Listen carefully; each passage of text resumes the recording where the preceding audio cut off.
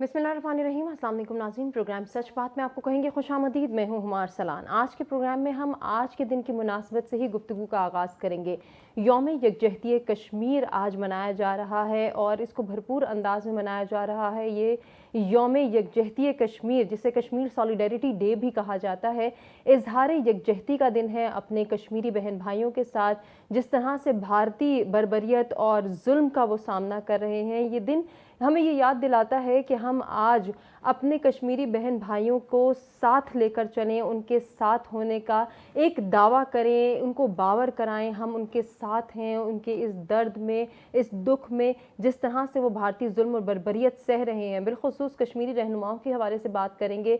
कश्मीर बुज़ुर्ग हुर्रियत रहनुमा जो मुश्किलात और कैदोबंद की सोबतें बर्दाश्त कर रहे हैं, उनका एहसास और उनको खराज अकीदत पेश करने का दिन है। खराज तहसीन पेश करना चाहेंगे तमाम शहदा को जिन्होंने कुर्बानियाँ दी, अपनी जानों के नजराने पेश किए और आज़ादी की जंग में वो हमेशा से सामने रहे, डट कर खड़े हैं और उनका यही दावा है और नारा है कि वो डट कर खड़े रहेंगे। कश्मीरियों के साथ यौम यकजहती मनाना और उनके साथ इजहार यकजहती करना, बिलखुसूस जब हम बात करते हैं 5 अगस्त 2019 के भारतीय मज़मूम इक़दाम की, कि जब भारत ने जुल्म और बर्बरियत को अपनी एक ना सिर्फ मज़मूम कार्रवाई की, बल्कि शायद इससे ज़्यादा घिनौनी हरकत कभी हमें माजी में देखने को भी नहीं मिली, कि जिस तरह से आर्टिकल 370-35A को वायलेट किया गया भारत की जानिब से और जिससे कश्मीर की खुसूसी हैसियत ख़त्म हुई, उस पर आज के दिन के हवाले से ना सिर्फ उस याद को ताज़ा किया जाता है, उस गम को, उस दुख को ताज़ा किया जाता है, बल्कि एक अहद और इरादा भी किया जाता है कि हम आज़ादी की इस जंग में अपने कश्मीरी बहन भाइयों के साथ मिलकर चल रहे हैं और आगे भी यकीनन उनका साथ देंगे।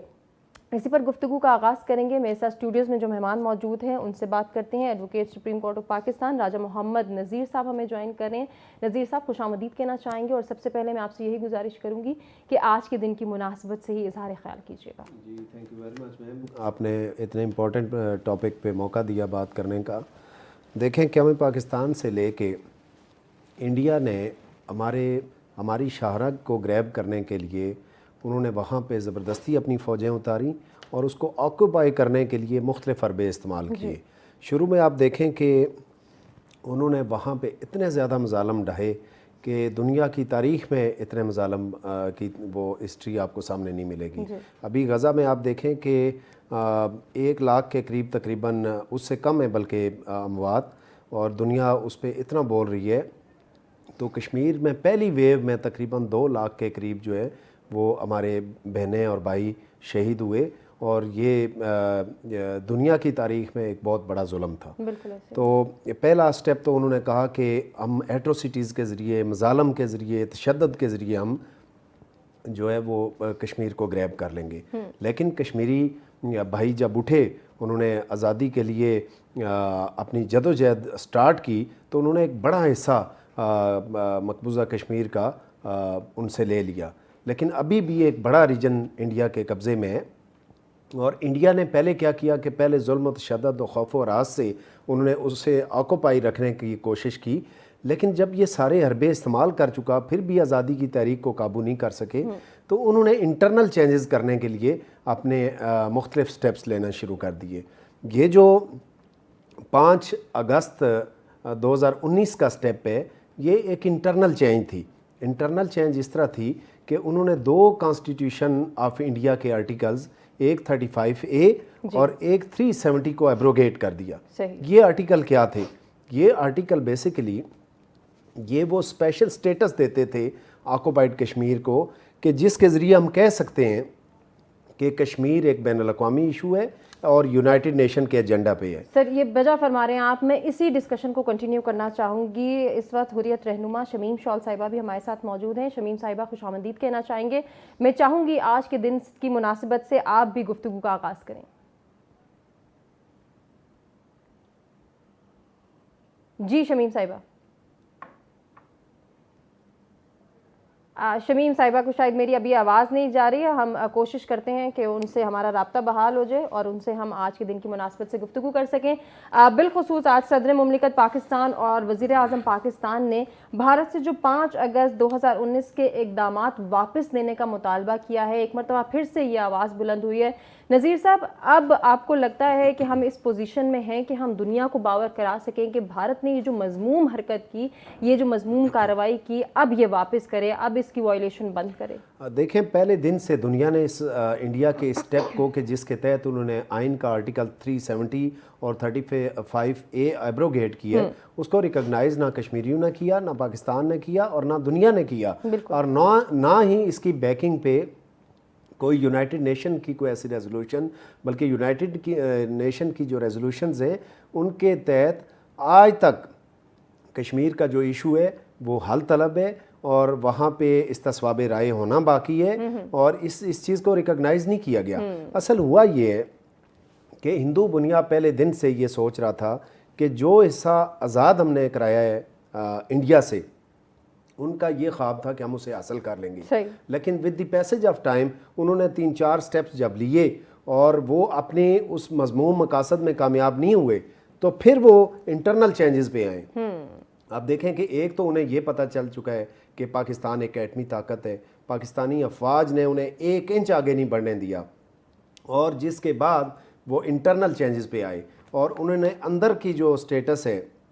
اسی کو چینج کر کے، کچھ آرٹیکلز کو ایبروگیٹ کر کے انہوں نے اپنے صوبے کا سٹیٹس یا اپنے ٹیریٹری کا سٹیٹس دینے کی کوشش کی، جس کو دنیا کی کسی انسٹیٹیوشن نے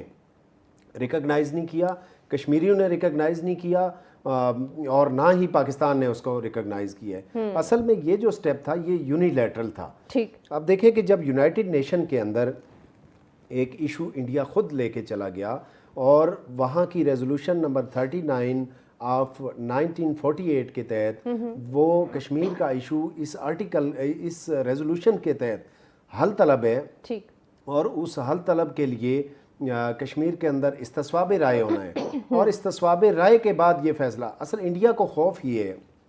انہیں خوف یہ ہے کہ وہ یہ آرٹیکل ایبروگیٹ کر کے وہاں کی جو آبادی ہے وہاں پہ ہندو کو آباد کر کے، انہیں یہ خوف ہے ان کے اندر کہ کل کسی بھی لمحے اگر یونائٹڈ نیشن نے جو کرنا پڑے گا انہیں، آزادی کب تک سلب کر سکتے ہیں، ایک دن آئے گا کہ انہیں کشمیر کو آزادی دینی پڑے گی اور یونائٹڈ نیشن کی ریزولوشنز پہ عمل کرنا پڑے گا، تو اس کے لیے وہ اندر سے خائف ہیں، اس لیے وہ آبادی کا تناسب چینج کر رہے ہیں، اسی لیے انہوں نے یہ آرٹیکل ایبروگیٹ کیے تاکہ جب تک وہ اس سٹیپ پہ آئیں ہم اندر کی آبادی کے تناسب کو چینج کر لیں۔ اچھا، لیکن یہ جس طرح سے کہا جا رہا ہے کہ اب بہت بڑی تعداد میں جو غیر کشمیری ہیں ان کو، آپ نے بھی اشارہ کیا کہ آبادی کا تناسب چینج کرنے کے لیے یا ریفرینڈم کو روکنے کے لیے یہ حرکت کی جا رہی ہے،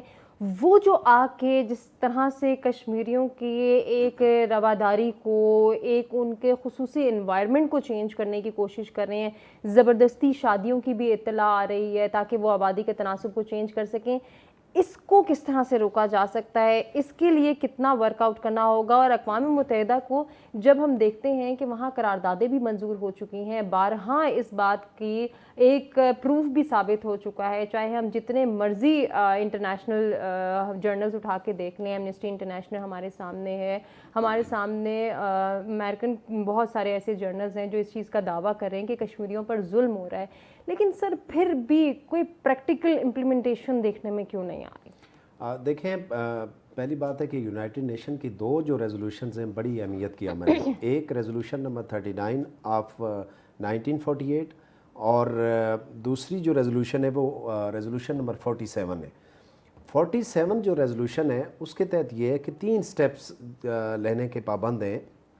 یہ جو دونوں ممالک ہیں۔ انہوں نے کہا کہ پہلے سٹیپ پہ سیز فائر ہوگا جو ہو چکا، اس کے بعد انہوں نے کہا کہ وڈرال آف فورسز ہے اور جس پہ انڈیا آج تک نہیں آیا، اور تیسرا سٹیپ تھا پلیبیسائٹ، یعنی کہ استصواب رائے، جو جس کا سب سے زیادہ خوف ہے انہیں، کیونکہ وہاں پہ جو آبادی ہے آپ کو پتہ ہے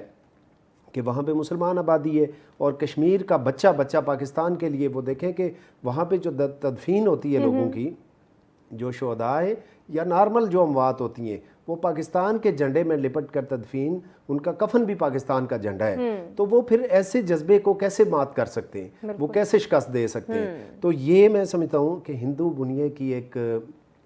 جو چال ہے اور ایک کمزور یوں سمجھیں کہ اسٹریٹجی ہے، وہ اپنی طرف سے وہ کہتے ہیں کہ دل کو بہلانے کے لیے غالب یہ خیال اچھا ہے، وہ اپنے دل کو بہلا رہے ہیں، حالانکہ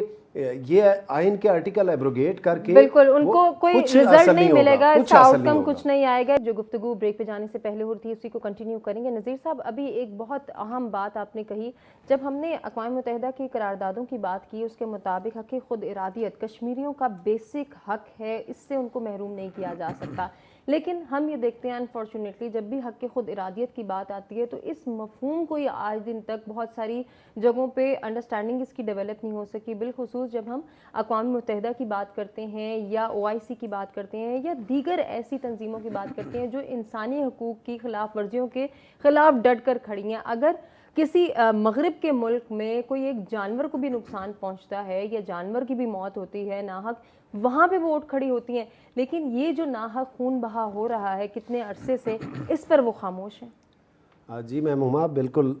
دیکھیں بین الاقوامی قوانین کی جہاں پہ بہت ساری خوبیاں ہیں وہاں پہ خامیاں بھی ہیں کہ دیکھیں کہ بین الاقوامی قوانین کی امپلیمنٹیشن کے پیچھے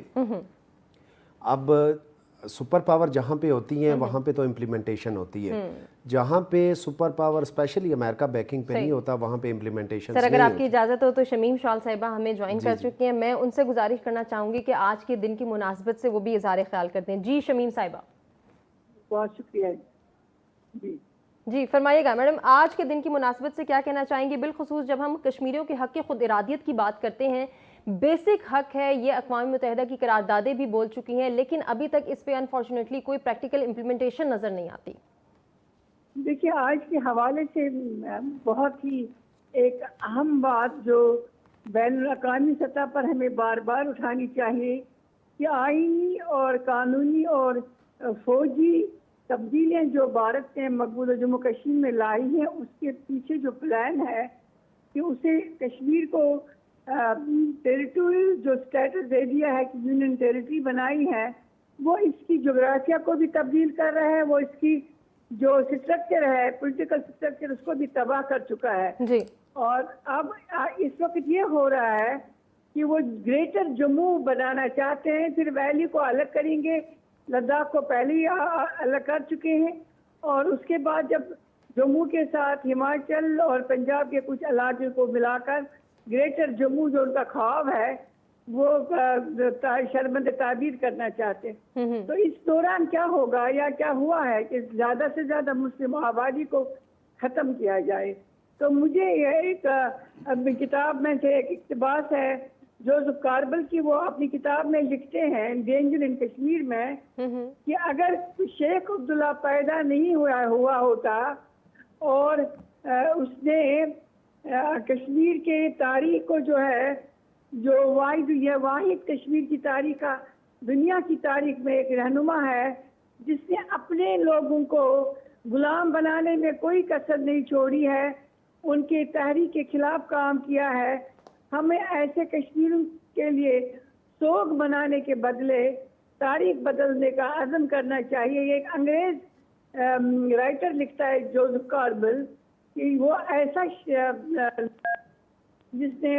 کشمیر کی تحریک کو اور تاریخ دونوں کو تبدیل کرنے کی سازش کی ہے اور آج ہم اس کو بھگت رہے ہیں۔ تو کشمیر میں جو کچھ ہو رہا ہے، انسانی حقوق کی پامالیاں پہلے روز سے جاری تھی، لیکن یہ جو تبدیلی ہے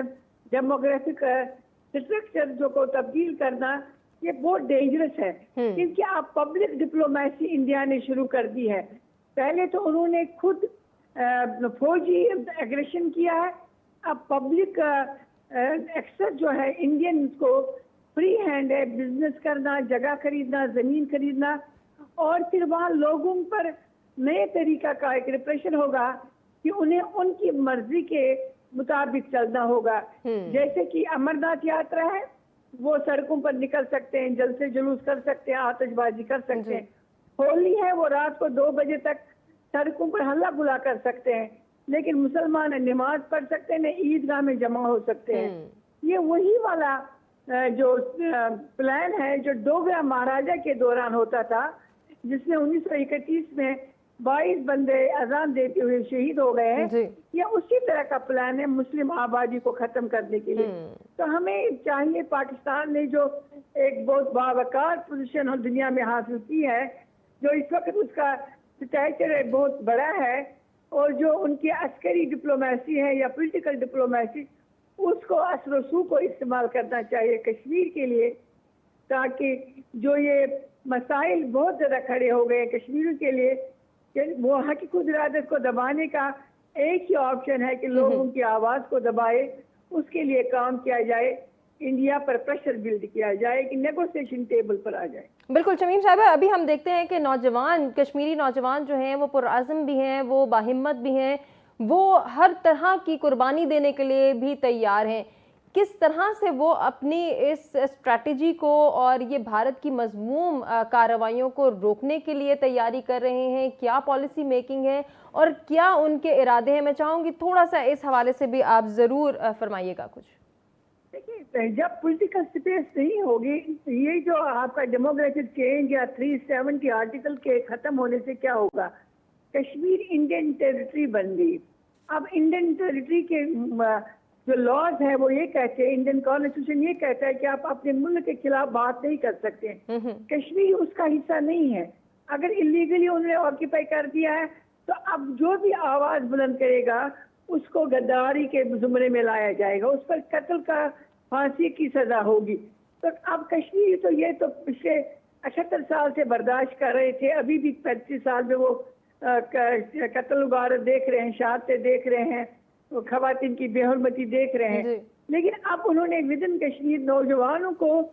بے تحاشا گرفتار کر کے یا تو نامعلوم مقامات کی طرف شفٹ کر رہے ہیں، یا ان کو غائب کرنے کی سوچ سمجھی سازش کے تحت ایک دوسرا پلان ہے. تیسرا پلان یہ ہے کہ جس نوجوان نے سوشل میڈیا استعمال کیا ہے، کبھی بھی کیا ہے یا ابھی کرے گا، اس کو اجازت نہیں ہے، وہ غداری کے زمرے میں آئے گا. پھر اس کے گھر کو ڈیمالش کیا جائے گا. پھر اس کے گھر والے جو ہے وہ سزا یہ بھگتیں گے کہ وہ کسی کے گھر نہیں جا سکتے ہیں. اگر وہ کسی کے گھر جائیں گے تو ان کو سہولت کار کر کے ان کو بھی پکڑا جائے گا. تو زمین اس طرح سے تنگ کی جا رہی ہے.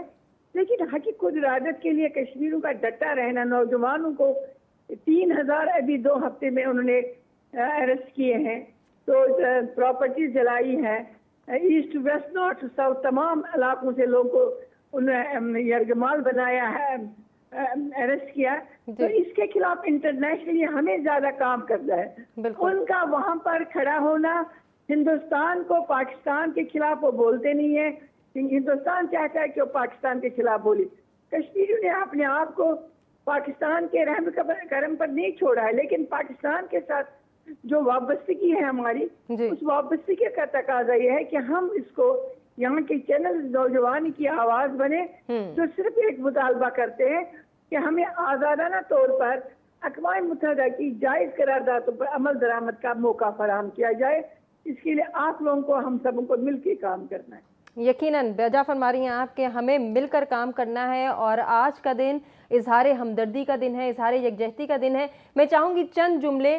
کیونکہ آپ نے مسنگ پرسنالٹیز کے حوالے سے بات کی، تو ہاف ویڈوز جو ہماری کشمیری بہنیں ہیں جو ایک ادھوری زندگی گزارنے پر انفارچونیٹلی مجبور ہیں، جنہیں نہیں پتہ کہ ان کے شوہر حضرات زندہ ہیں یا خدا نخواستہ ان کو قتل کر دیا گیا ہے، شہید کر دیا گیا ہے. میں چاہوں گی چند جملے ان ہاف ویڈوز کے لیے بھی آپ ضرور ہمدردی کے فرما دیجئے.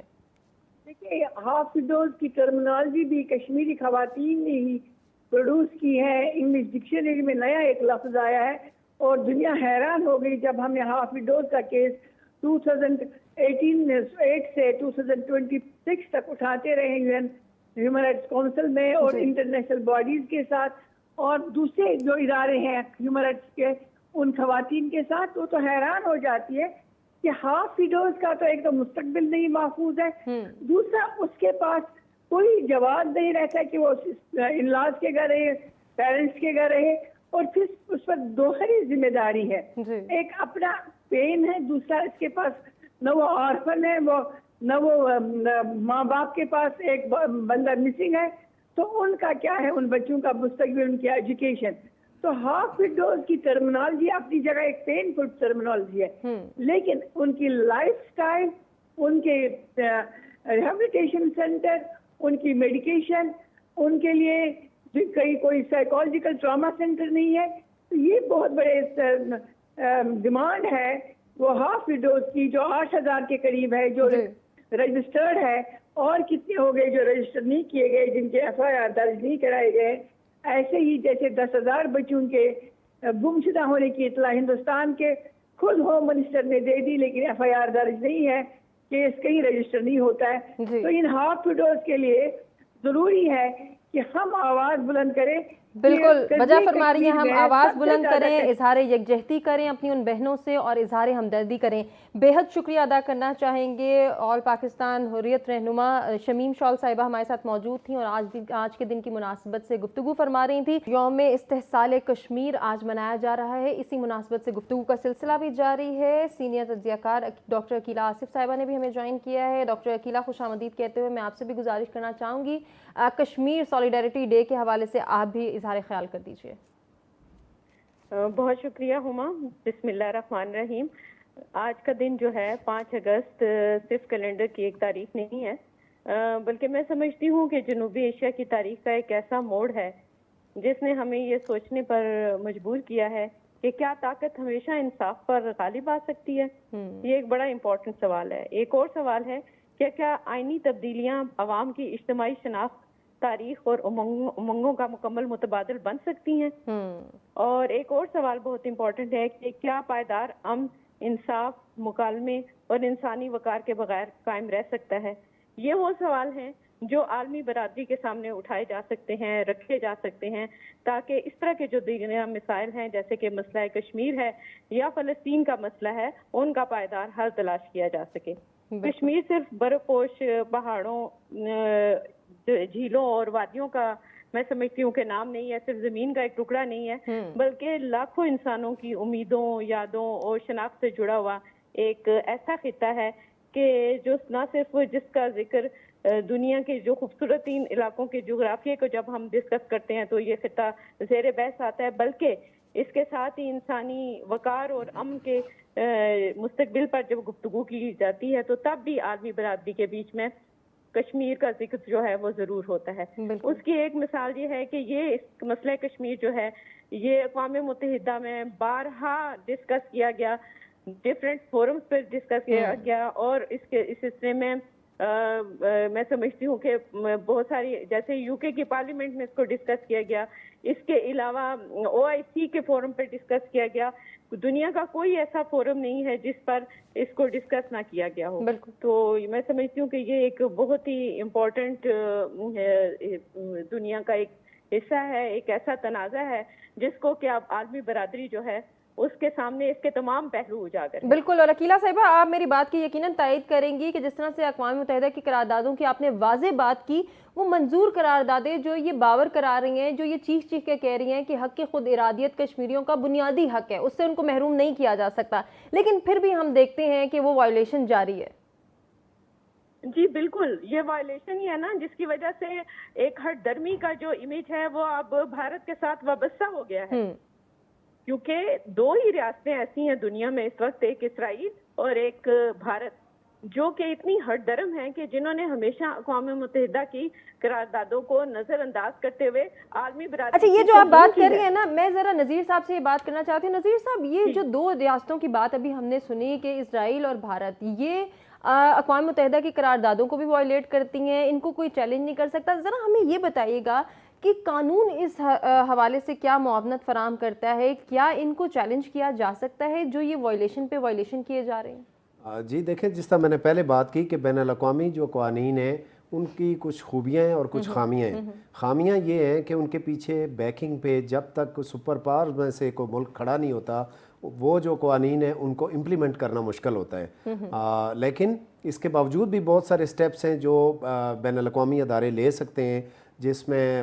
پابندیاں لگ سکتی ہیں، اقتصادی پابندیاں لگ سکتی ہیں، معاشی پابندیاں لگ سکتی ہیں، دیگر کوئی ایسی ریزولوشنز اور ایسے ڈیسیژنز ہو سکتے ہیں کہ جس سے اسرائیل اور بھارت کو خطرہ ہو سکتا ہے. تو اس کے لیے میں سمجھتا ہوں کہ ہم سب اگر مل کے ایک آواز اٹھائیں گے اور OIC کو بھی اپنے ساتھ ملائیں گے اور دیگر جو فورمز ہیں ان کو یہ باور کرائیں گے کہ کشمیر کے اندر یہ ظلم و ستم ہو رہے ہیں، تو میں سمجھتا ہوں کہ اس سائڈ پہ لایا جا سکتا ہے۔ اور میں ایک اور بات میں آپ کو بتاؤں کہ میں یہ سمجھتا ہوں کہ یہ جو آرٹیکل 370 اور 35 کی ایبروگیشن ہے، میں یہ سمجھتا ہوں کہ یہ رائے فرار ہے انڈیا کا یونائٹڈ نیشن سے، یہ اس کی شکست ہے۔ یہ ایک قسم کی اس نے دیکھیں ایک ایسا ایشو جس کو انڈیا خود لے کے یونائٹڈ نیشن کے پاس گیا اور آج جس سے رائے فرار اختیار کر رہا ہے، تو اس کا مطلب ہے کہ وہ وہاں پہ ہار رہا ہے اور ہار چکا ہے، جس کی وجہ سے وہ رائے فرار اختیار کر رہا ہے۔ تو یہ رائے فرار انشاءاللہ نہ کشمیری بہن بھائی اس کو کرنے دیں گے، نہ پاکستان کرنے دے گا، نہ بین الاقوامی برادری کرنے دے گی، اور انشاءاللہ ایک دن دیکھیں گے کہ یہ جو ریزولوشنز ہیں، جو ریزولوشن نمبر 39 اور 47 آف 1948 ہے، ان پہ عمل درآمد کرنا پڑے گا، کیونکہ اس کے علاوہ اس علاقے میں جو امن ہے وہ پاسبل نہیں ہے۔ دو طاقتیں یہاں پہ اس ریجن کے اندر ایٹمی طاقتیں ہیں، اور اس ریجن بلکہ دنیا کا امن اس کشمیر کے امن سے منسلک ہے۔ تو جب تک اس پہ یہ رائے فرار اس سے حل نہیں ہے، نہ ہی یک طرفہ طور پہ انڈیا اس سے رائے فرار اختیار کر سکتا ہے۔ یہ وہ ایشو ہے کہ جو یونائٹڈ نیشن کے ایجنڈے کے اندر موجود ہے، جس کے 3 فریق ہیں، بالکل، اور جب تک یہ تینوں فریق اس پہ ایگری نہیں ہوں گے یہ مسئلہ حل نہیں ہو سکتا۔ آنکھیں بند کرنے سے انڈیا یا رائے فرار اختیار کرنے سے انڈیا یہاں سے بچ نکل نہیں سکتا۔ بالکل ایسے ہی۔ ڈاکٹر عقیلہ صاحبہ کیا ایڈ کرنا چاہیں گے اس حوالے سے؟ اور میں چاہوں گی کہ آپ کشمیریوں سے اظہار یکجہتی کے لیے پیغام بھی ضرور دیں۔ یہ تو آپ نے بہت اچھی بات کی۔ سب سے پہلی بات یہ کہ اس وقت جو صورتحال ہے، جو عالمی صورتحال ہے، وہ انتہائی نازک ہے، اور اس نازک صورتحال میں اگر کوئی بھی